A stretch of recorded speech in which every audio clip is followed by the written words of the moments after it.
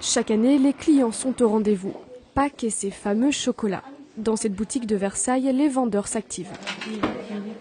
215 grammes, est-ce que ça vous va? Très bien. Alors, 21,44. Je voudrais Une vingtaine d'euros pour certains, un peu plus pour d'autres, à chacun son budget. Pour les chocolats de Pâques, 50 à 70 euros. Je ne dépasse pas les 10 euros. Voilà, c'est pour la décoration de la table. Un budget que ces consommateurs devront peut-être bientôt revoir à la baisse. De plus en plus prisé à travers le monde, à long terme, le cacao viendrait à manquer.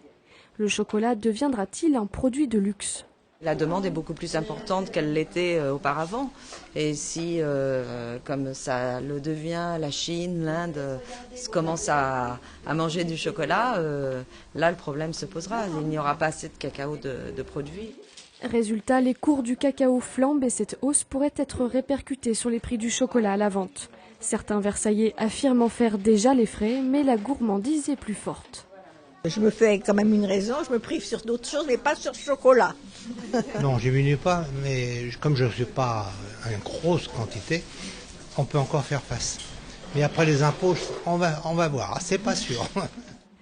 À Versailles, dans l'ensemble, les gens semblent très attachés à la tradition et continuent à acheter toujours autant de chocolat de Pâques.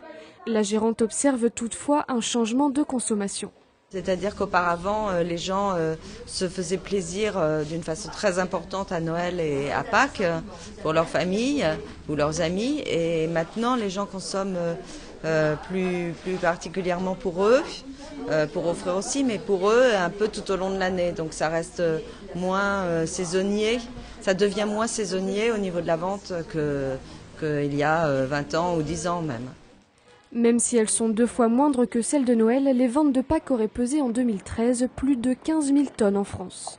À noter que 5 pays produisent les 3/4 du cacao, le Cameroun, le Ghana, l'Indonésie, le Nigeria et la Côte d'Ivoire, qui détient à elle seule 40% du marché mondial.